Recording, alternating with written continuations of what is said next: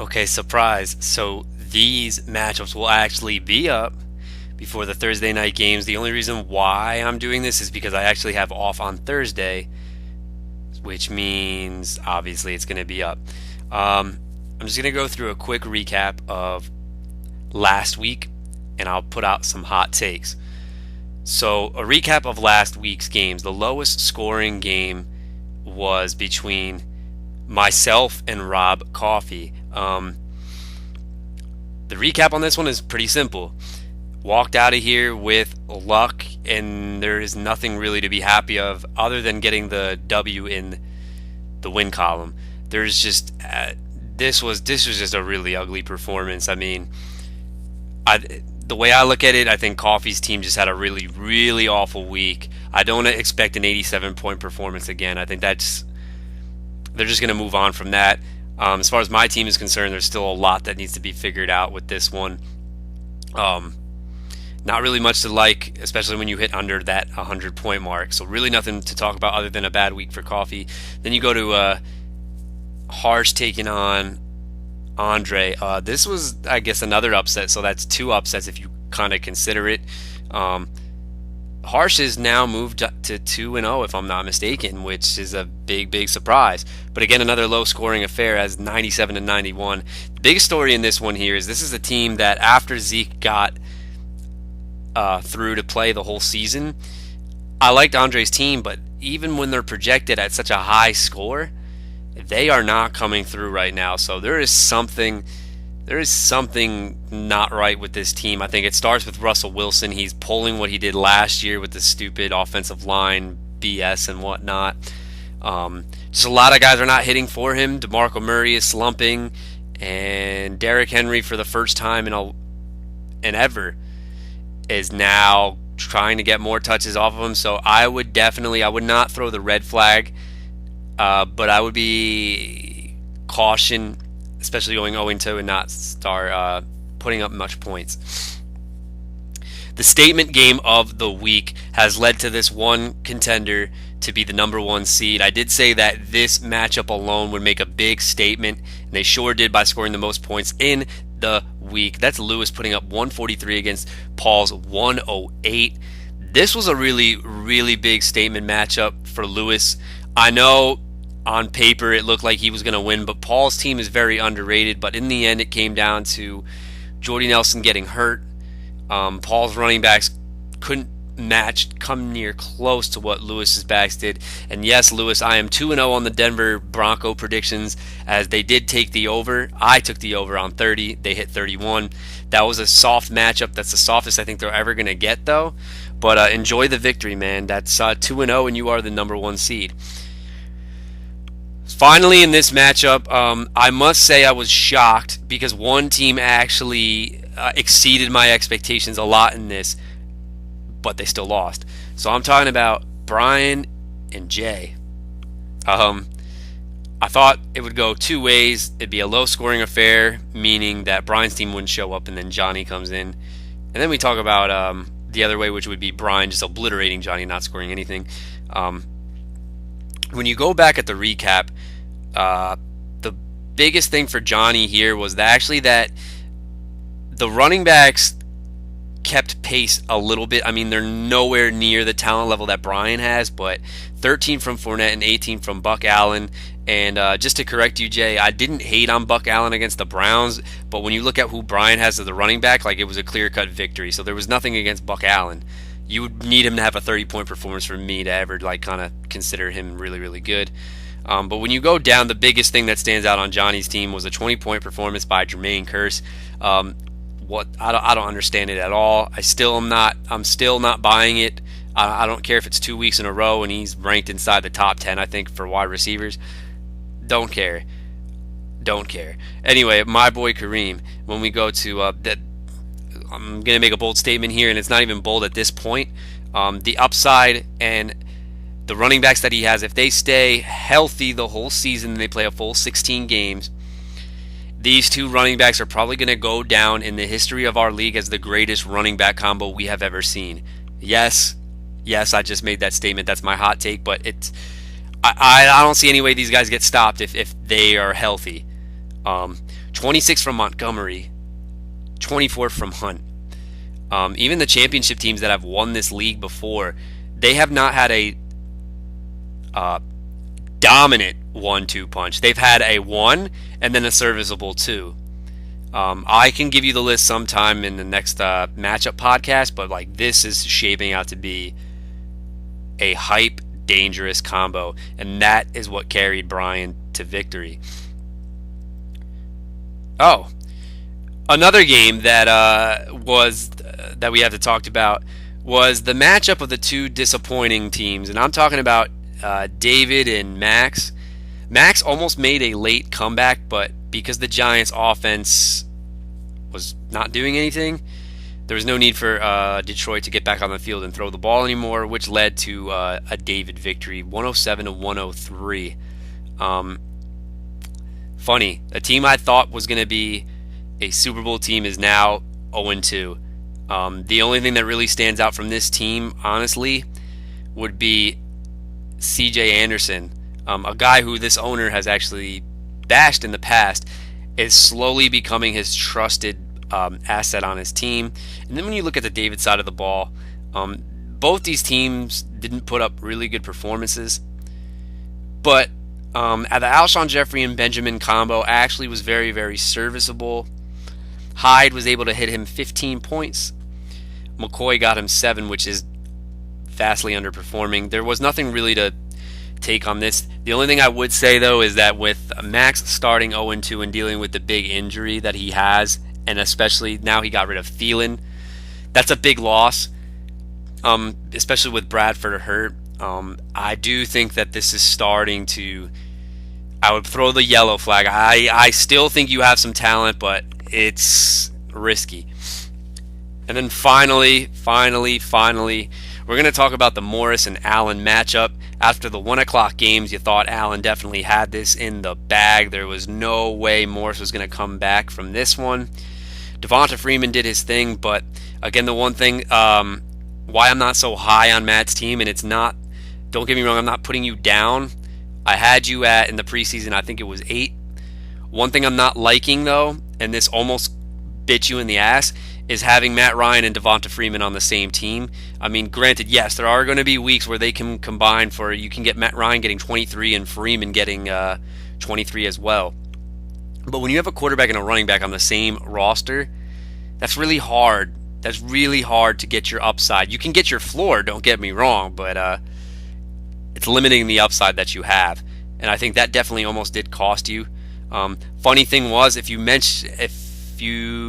looked at my take, between you and Allen, I did say that the Lions were not going to be able to move the ball and that Golden Tate and Kenny Galladay would be busts. Funny, though, I said this with Janoris Jenkins playing, and they still didn't do anything with Jenkins out. I think you got lucky with the game script in this one and the fact that the Giants just don't have an offensive line. Stafford only got him 17. I would definitely just take a deep breath of fresh air because, man, that was too close for comfort. And Allen is now sitting at 0-2. And the biggest thing is Reed is now hurt. I would probably put the red flag up. I'd probably put the red flag up with this team at this point. I know it's just 2 weeks into the season, but with injuries and not even having an established running back core, it's going to be hard to come back. So those are my hot takes from week number 2. When we come back, we'll break down this week's matchups, starting with lowest matchups, and then the last one will be the matchup of the week.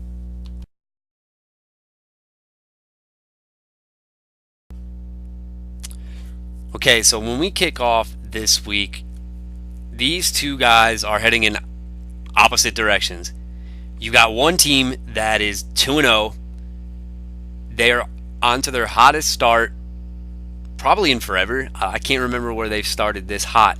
And then last but not least, you have another team who unfortunately is heading in the opposite direction. They are 0-2, and they haven't been able to put up that many points. Ladies and gentlemen, let's get into it. We're talking about Lewis and Allen.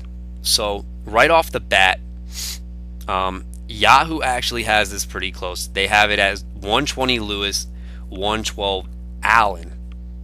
Very interesting, but let's break this down. This is my first matchup of the week, and this is solely based on record. I really even haven't even looked at the matchups. I kind of just freestyle it as I go along. But based on record and standings, I think this is a clear-cut number one matchup, although there might have been another one I just missed, so I might have to correct that. So if this one isn't the first one or whatnot, anyway, let's get into it. Ben Roethlisberger at Chicago, Matt Stafford versus the Atlanta Falcons at home. Wow, this is going to be a tough one to call. If Ben was at home, I'd give him the clear-cut slam dunk.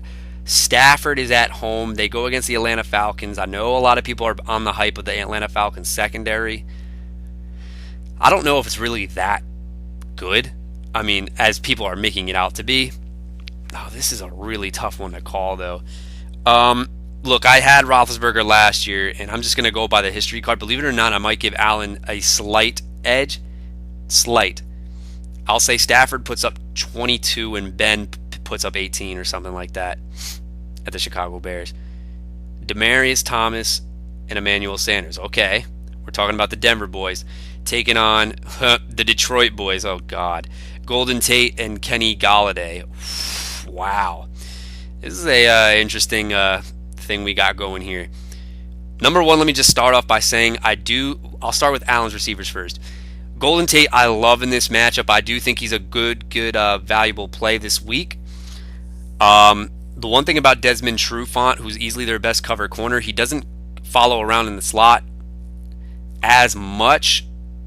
He will go there occasionally, but the only way he will go in there is if Tate starts off hot and Stafford's not spreading the ball. However, if you saw last week, Randall Cobb was open over the middle a tremendous amount of times, and there's going to be room for Golden Tate, so I do like him. Kenny Galladay, I honestly don't even know what to make of this guy. I didn't really even mention him that much, even after his big Week 1 performance.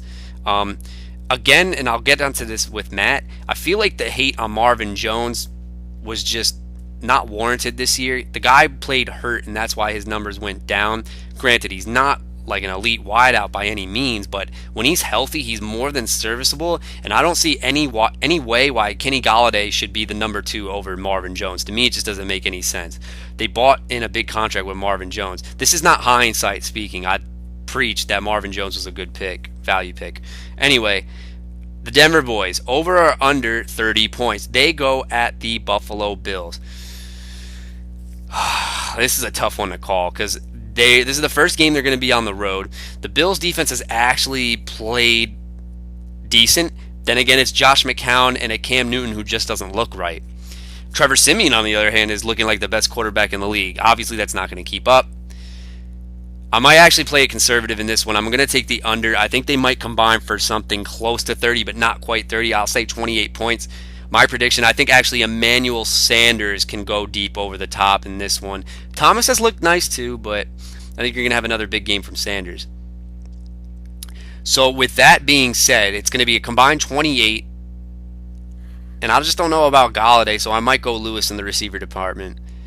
Melvin Gordon, Todd Gurley. Gordon goes against the Kansas City Chiefs, who are looking really, really good. However, they've been very vulnerable against the run. It might not show it in the stats, but there's holes there, especially up the gut. Todd Gurley at the 49ers on Thursday night. That is a mouth-watering matchup. Allen's got an interesting combo going here, though. Chris Thompson and Duke Johnson. Let me just talk about Chris Thompson for a minute. This guy will not be the bell cow at all. He has to stay in his role. If they do give him carries, this guy's going to get hurt. You need this guy to have fresh legs. Duke Johnson might have an expanded role with Corey Coleman out now, though, and against the Indianapolis Colts, I actually do like it. With all that being said, though, you go with Lewis's running backs. Chris Thompson, if you think he's going to continue this pace, I think you're out of your mind. I think he's a decent play, but come on. Go with Lewis in that one. Tight end matchups, give it to Allen by default. Martavis Bryant and Larry Fitzgerald taking on Jordan Reed and Travis Kelce. First and foremost, we don't know about Reed's health, which leaves me with Travis Kelce against the Chargers. Larry Fitzgerald was a no-show against the Indianapolis Colts. Now, Lewis, if you remember what I said last week, I liked Nelson a lot better because the Colts are burnable. Larry Fitzgerald, I think, is just underneath everything kind of thing. But Martavis Bryant against the Chicago Bears, he got the confidence back with Ben last week. I could see another touchdown coming here to Martavis Bryant.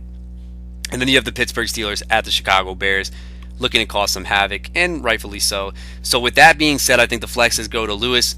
Time to make a prediction.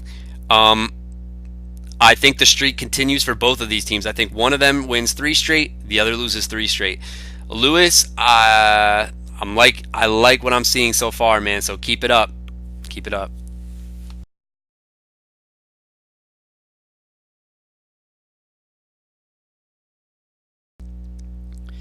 All right, the next matchup we're going to talk about is a tale of two teams that are kind of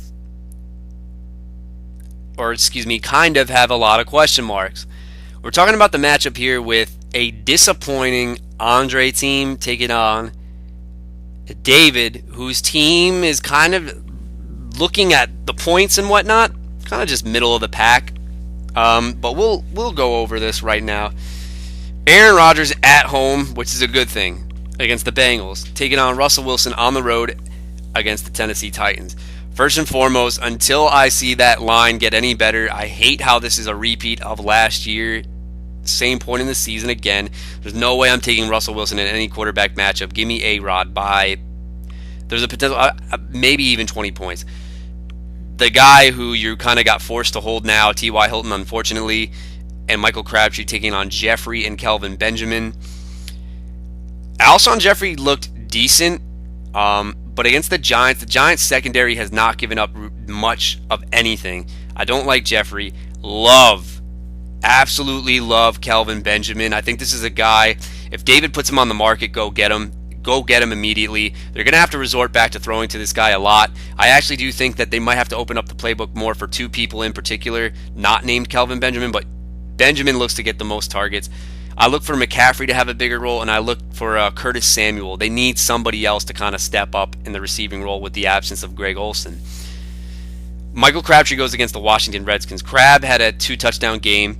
The Redskins defense isn't stopping anybody. I don't see Norman shadowing Michael Crabtree due to the presence of Cooper, so I do like that a lot.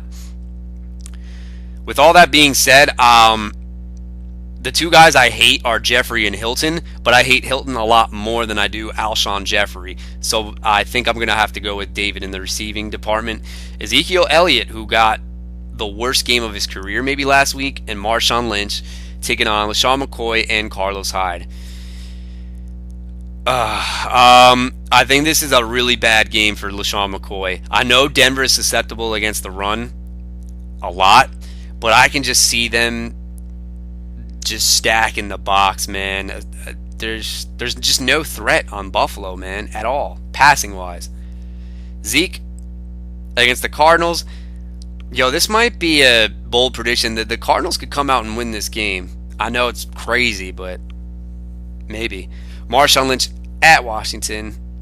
I do like that matchup, however. But you saw in the Jets game, the guy is being limited. They're being careful with him, and I don't ever necessarily think it's because of his age. They just want to see what exactly they have with the other 2 running backs on their squad. Carlos Hyde against the Rams is not a bad play at all. But I'm going to have to go with Dre's running backs. A guy I shouldn't have not dropped, it looks like, Jason Witten or Jack Doyle, 2 of the waiver wire tight end pickups.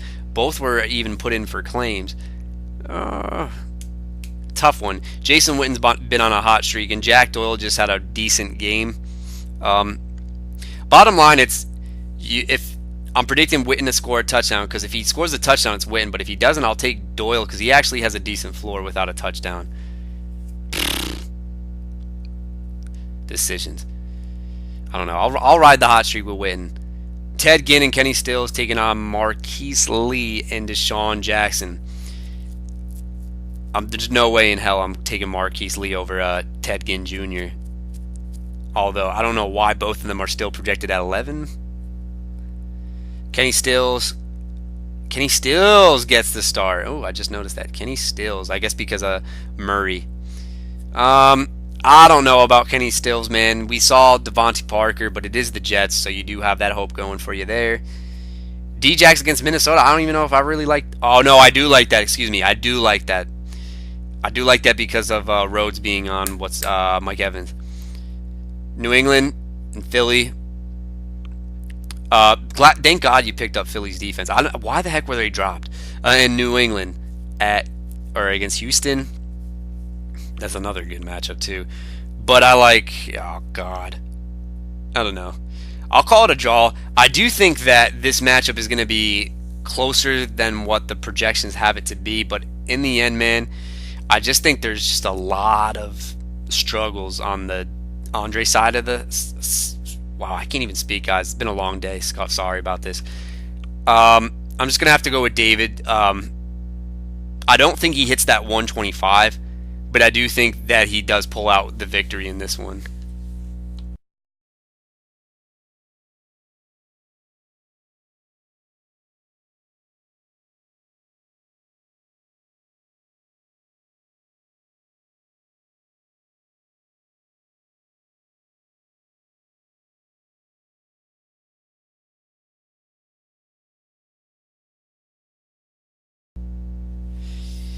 Let's talk about the next matchup. In the preseason, I had the opposite of what the records indicate right now. Now, obviously, if we're playing the game of contender and pretender, I'm sure most of the league looks at one of these teams as a bona fide pretender, and I think that the other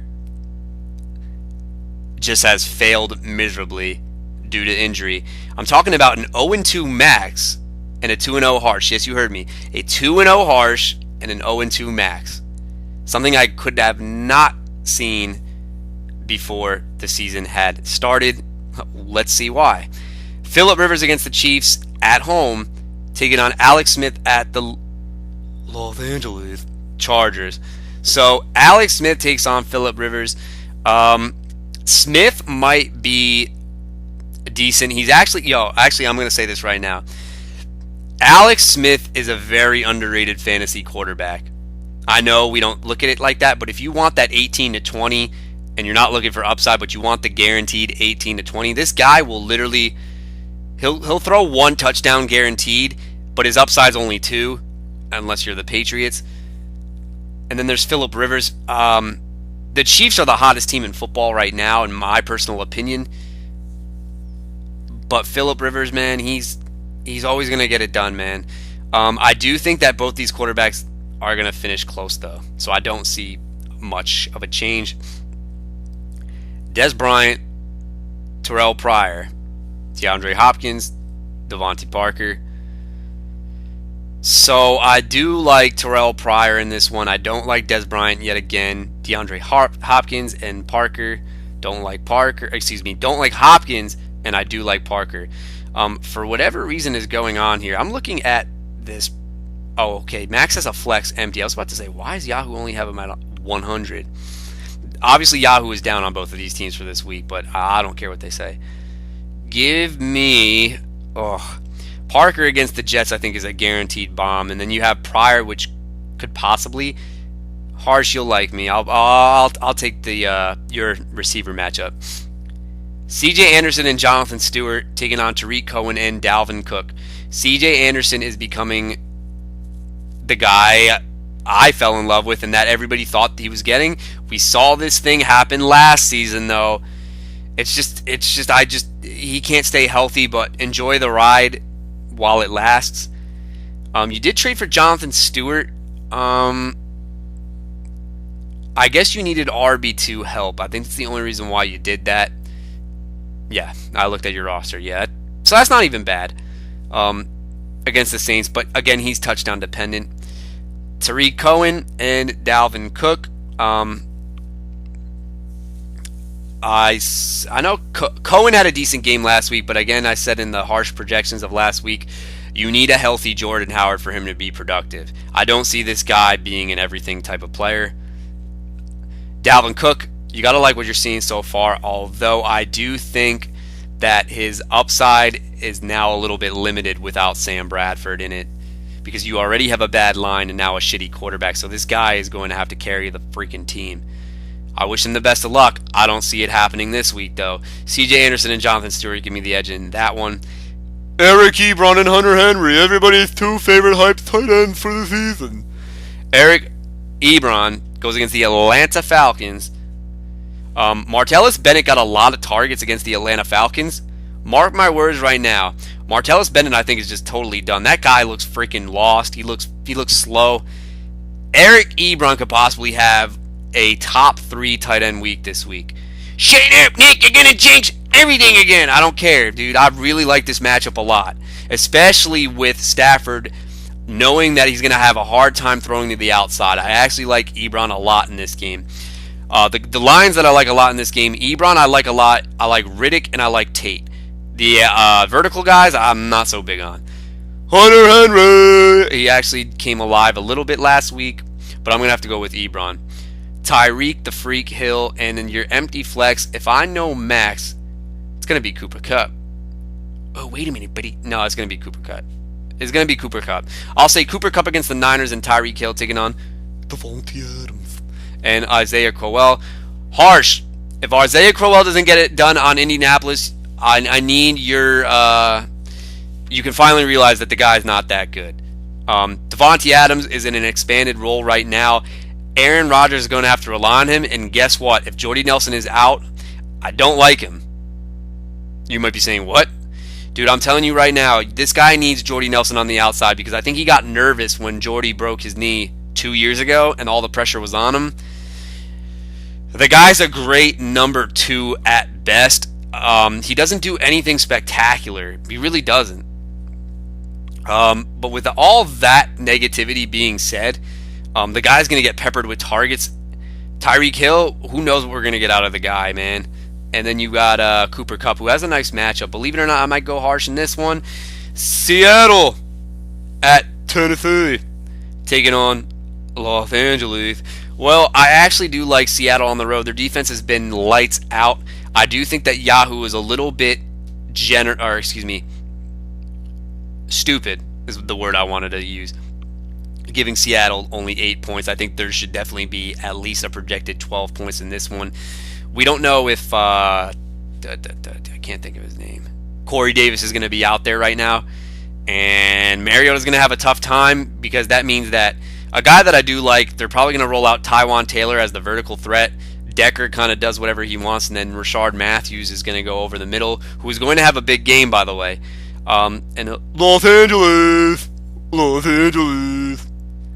I don't like that matchup. Sorry, Harsh. Ooh, this is a tough one to call, boys. This is a really tough one to call. Ah, dude, I'm splitting hairs on this one. This might be one of my toughest matchups to call. Fuck. Dez and... oh, my God, dude. I might have to flip a coin. Like, after everything that I said, I think you guys have matched each other pretty perfectly. But I'm going to have to take the biggest difference maker in this one, and I think it's going to be Max's running backs. So I got to go with the first one of the season for Max. But this is a very close matchup. It's hard to call.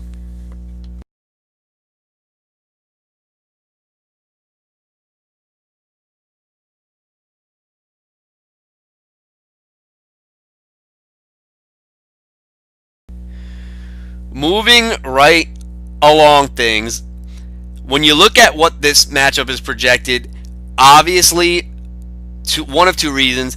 The Yahoo matchmakers are either on something really, really strong, or Brian had paid off the people in Yahoo not to do this whole superstitious jinx thing and have him as the underdog.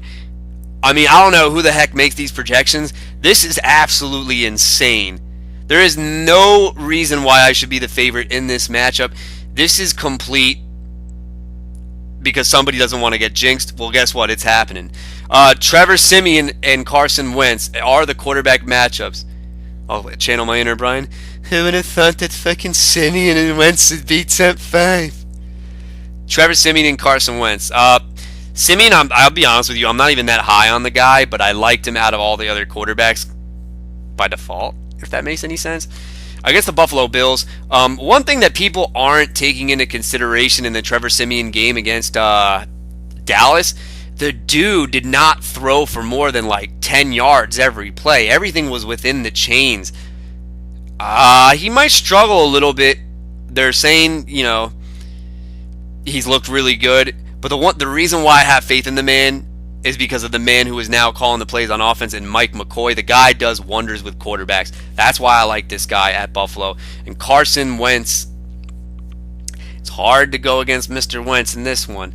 The New York Giants is who he does play. I do think he's going to get a guaranteed touchdown to Zach Ertz. I just don't know what else he's going to do in this game. That's the big thing. The Giants have a good secondary. Let's not forget that. And with the offensive line looking like poop, Wentz could have the ball, but I just don't see a huge game coming out of him. But it's going to be serviceable. Bottom line, I'm not picking a clear-cut victory in the quarterback department. When we look at wide receivers, Mike Evans has a big test against Xavier Rhodes, and Amari Cooper goes against Josh Norman. But at this point, who cares about Josh Norman that much anyway? I mean, he's all right, but Doug Baldwin against Tennessee and Odell Beckham. Bottom line, clear-cut victory to Brian here and Amari Cooper and Mike Evans. No, I'm not doing this because of superstition jinx. But bottom line, Seattle has to show me that they're healthy first before I go out and say Doug Baldwin's going to be a tank this week. And Odell Beckham, I don't even know how healthy he is. He could be another decoy part two. Brian, we're skipping the running back matchup between Ty Montgomery, Kareem Hunt taking on my guys. Flat out. I'm not picking a winner in that one. Just kidding. Brian, this is probably going to be the best running back combo we've ever had. Hint, hint. And then next we have the tight end matchup. I just looked at the uptick in projections. I just saw the uptick in projections with Zach Miller. We have 8 points now. And Jesse James are both going against each other. Who cares? Jamison Crowder and J.J. Nelson taking on Jarvis Landry and Lamar Miller. Landry could be dangerous against the Jets. He always does good against the Jets. Excuse me. J.J. Nelson, every time this guy gets an opportunity, he looks really good in the role that he does.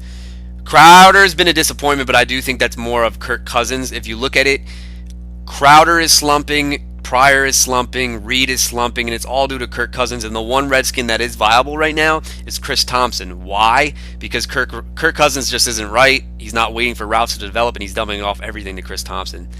The only thing I do like guaranteed against Brian in this one for my team personally is the defensive matchup. But other than that, I don't understand why this projection is like this. I just think this is like, why? Bottom line, man, this guy has a good team. Not sure why he's only projected at 116. Kareem Hunt finally is now in the 16-point range. Montgomery should be where he's at. I don't understand why he's so low. Why are these projections so low? I think it's because of the defense is only at 6, but come on. Let's be realists here, man. Brian's got this.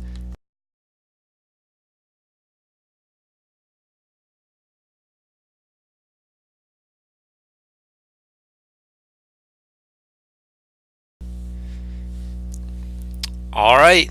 Moving right along. This matchup, by the way, was close. I thought about putting it for the matchup of the week, but then when you look at the matchups this week, it's pretty much good teams against mediocre teams. There's really not like an even matchup that much. Well, as long as I see it, as far as records are concerned. So the main event card, it's really hard to choose this week. This I did want to choose, but I was like, let me steer it back a minute. Anyway, we've got this matchup between Rob Coffey and Johnny J. Fresh. And oh, what up, dude? Yeah, no, I'm doing a podcast right now. No, come on in. You want to call this matchup? By all means, go for it, man. Hey, yo, guess who's back in the business, in the building? It's your boy, Duce. You see, I hit up Nikki on the celly last week, and I saw a sorry-ass Coffey gonna do shit, and that's what your team's gonna be, a pathetic 87 points. You ain't got nothing. You ain't got nothing on Jay. Hey, Jay. Yo, I still got beef with you, too. The reason why I wanted to hop on this matchup, main reason, because I can't stand y'all. But if I had to pick a clear-cut victor, let's get down to it. Hey, yo, Cam Newton's a beast. Yo, that's my dude. I remember down in Middlesex, yo, he was my dude and still is my dude. Hey, yo, but Carr is nice. Yo, Carr mad nice. Hey, yo, with all that being said, I'm going to have to go with Cam. Yo, Brandon Cook's a little nice guy, too. And then they got this guy Hogan, man. Yo, this guy is nice, man. Yo, Hogan like the yellow wolf at wide receivers because not everybody likes him. Yo, but when he drops some shit and he catches some shit, yo, that dude nice. He's mad nice. Hey, yo, but then I'm looking at Jay's side of the ball and he cooking up something nicer. Yo, AJ Green. Yo, that's one bad man. And then you got Michael Thomas. Yo, Jay, who the heck is Michael Thomas? Le'Veon Bell. Sorry to cut off Duce. Le'Veon Bell and Mike Gillislee taking on Leonard Fournette and Javorius Allen. Why am I even thinking about this? Coffee. Ben Watson, Zach Ertz. I was actually shocked Coffee used the waiver claim on Ben Watson. Really shocked. I thought that was a guy I could have woke up in the morning and picked him up. Big Ben had it again. Zach Ertz is a stud, though. I got to go with Ertz. Stephon Diggs and Tyrell Williams taking on. Can't believe we got to talk about this guy. Jermaine Kearse and Amir Abdullah. Oh, excuse me. Oh, God, man. Yeah, I don't like the flexes at all this week. I'm sorry. I hate both of these flexes, man. Williams is going to be good. He just needs a Keenan Allen injury to happen, man. I just think his upside is just so... And his floor, they just both go down, man. The Jags D against the Baltimore Ravens. Jags D is for real. But the Baltimore Ravens defense is for real. And then it comes down to who's going to throw less picks. Flacco or Bortles. I'm going to say Flacco throws less picks, meaning that this defense could be in trouble because of Blake Bortles. But the Miami stream against the Jets, I hated this matchup last year. This cost me what would have been my second ring, so screw that.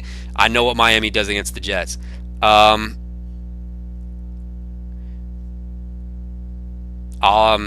Sorry to cut off Duce. He had to leave the building. Apparently there was a diss track coming or something. I don't know. Anyway, Cam Newton, Derek Carr, Brandon Cooks. Brandon Cooks has been quiet.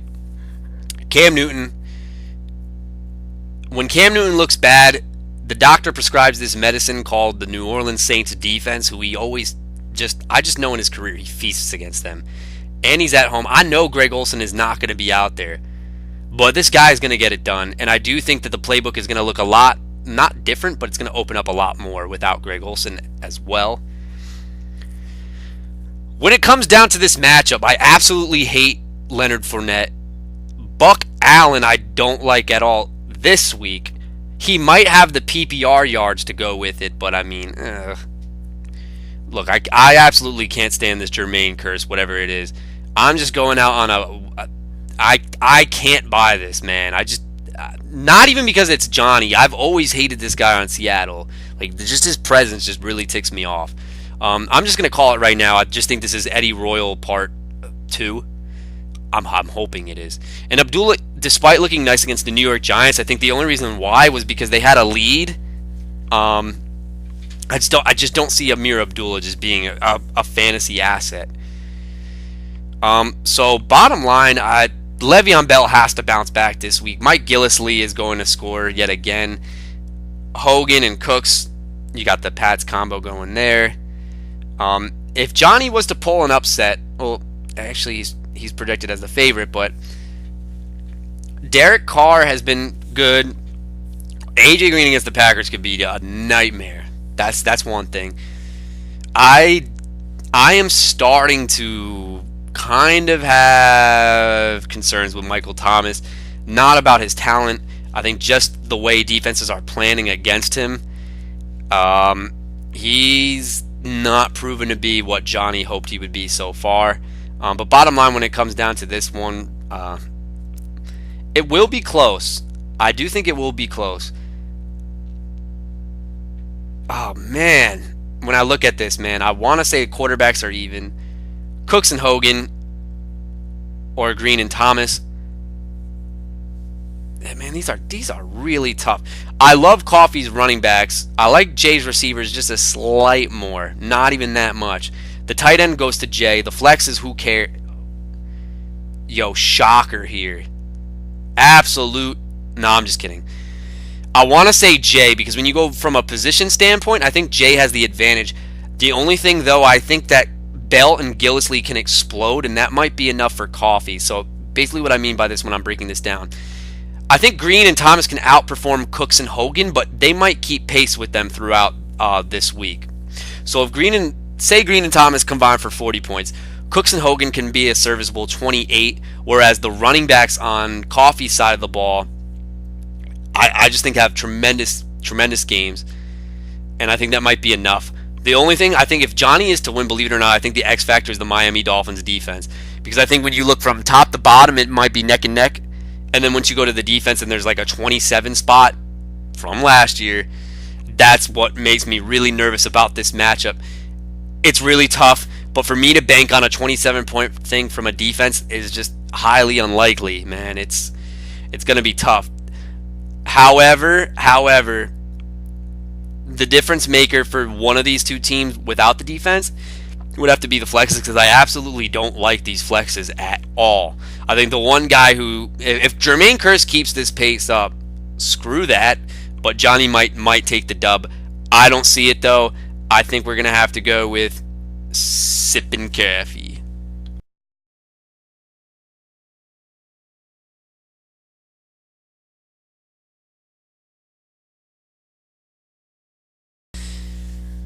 All right, now here we go. Very hard for me to pick a matchup of the week.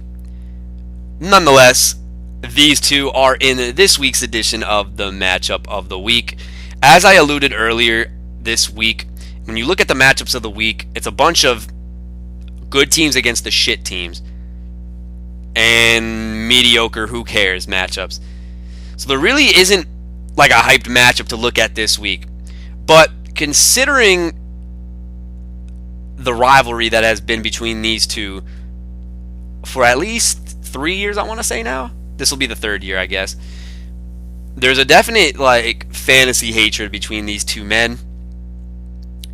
And not to mention the fact one of these men defeated one of his favorite rivals, and now he goes against another one. Welcome to the Arena Football League, Matt. Paul and Matt are our matchup of the week. Let me get into it.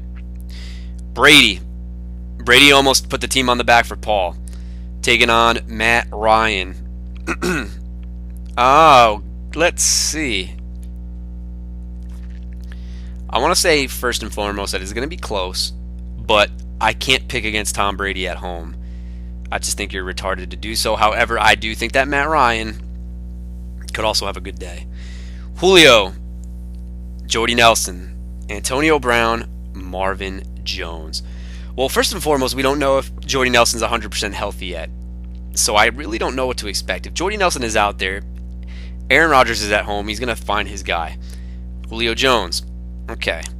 So Jones has been more on the quieter side for Paul. When I look at this matchup, though, between the Atlanta Falcons and the Detroit Lions, I do think that this is going to be a back and forth kind of contest between both of these teams, which bodes well for Paul. If Atlanta gets to a big lead early and Julio doesn't do anything, that's your worst nightmare. But I do think that they're on the road. They're going to have to rely on Julio Jones, who hasn't done anything in these 2 weeks. He could explode. But then you've got the tank, Antonio Brown, and Marvin Jones Jr. Again, Matt, I don't know if you listened to the other things. The Marvin Jones hate, I had him last year. Yeah, I get it. He's not a true number one like he was those first 4 games of the season. But the one thing about him, though, is the guy was playing hurt. He hurt his foot. He had no explosiveness, and that's why his numbers just completely fell off. Yeah, I know his talent is not that elite, and I know the guy sucks against bump and run. But with Golden Tate being the featured guy, he's so much better in the role that he's in right now. So AB and Marvin, Julio Jones and Jordy Nelson, I just can't pick against Paul's wideouts, but don't be fooled, man, because Marvin Jones could have a sneaky game again. Tevin Coleman, Darren Sproles, Devonta Freeman, Jay Ajayi. Okay. That's an easy one. Matt. Delaney Walker. Okay. Delaney Walker or Martellus Bennett. I flat out cannot. I've watched 2 Packers games already. Martellus Bennett just looks so lost. He looks so lazy. He better step it up because this is looking like a really bad signing. The guy looks freaking awful. He looks terrible. And even when Nelson went out, you saw that the next drive, the Packers wanted to feature him on one-on-one situations. They split him out wide, and the guy doesn't even look like he has any burst. He drops the ball like he was pathetic. He was absolutely atrocious last week. I'm sorry. I know I used to like this guy a lot, but what I saw Sunday night, that was just pitiful. Absolutely pitiful. Like that was a terrible performance. I don't know what was going on. Maybe his head's not in the game or whatnot. This guy's got to step his you-know-what up, man, because I saw that. I was pretty PO'd even just watching it. I don't even have Martellus Bennett, but I was just mad because the guy's getting so much opportunity and didn't do jack with it. Dude needs to... Matt, this is your wake-up call for Martellus Bennett. The guy looks like trash. Delaney Walker against the Seattle Seahawks. So we always talk about Seattle, and the one thing is that when you look at the film tape, people are going to want to incorporate the tight end. Delaney Walker had a good week for Paul. I don't know if he has a good week, but I like him better than Bennett. Keenan Allen, Garcon, taking on Mixon and Jalen Richard. Oh, I might have to go with Paul's options in this one. Mixon, I'm seeing all these articles that are coming out. My Twitter feed is blowing up about it. Says in bold letters, Mixon buy low, Mixon buy low. But I mean, does it really happen within 1 week? For his sake, I hope it does, but I have a hard time believing in that. And Jalen Richard, I don't know why you would start Jalen Richard. Last year, I get it at points in the season, but it's hard to rely on somebody like that. Giants at Philly and Denver at Buffalo. You gotta give me Denver, and this is a slam dunk. Time to pick the matchup. Quarterbacks will keep pace with each other. Wide receivers, believe it or not, I do think that Morris's wide receivers can kind of keep it close. But then the running back thing happens, and you got Devonta Freeman and Jay Ajayi against Tevin Coleman and Darren Sproles. Nothing else more needs to be said there. Tight ends, who cares? Keenan Allen and Pierre Garçon taking on Joe Mixon and Jalen Richard. I think that is going to be the biggest difference maker in this one. If Joe Mixon gets his opportunity in the volume that he needs, I don't think it's going to be a good day because Green Bay is very good against the run. But he might put some decent numbers. And then you have Keenan Allen and Pierre Garçon. I'm not so sure about that. Garçon against the Rams, he's going to probably be shadowed by Tremaine Johnson, which isn't that good. And then Keenan Allen, even with Peters on him, Keenan Allen knows how to do everything, man. He's just a good wide receiver as long as he's healthy. It's now time for me to pick a winner in this one, and believe it or not, I think the streak continues. I'm going to say Morris goes 3-0. So congratulations there. Those are my picks.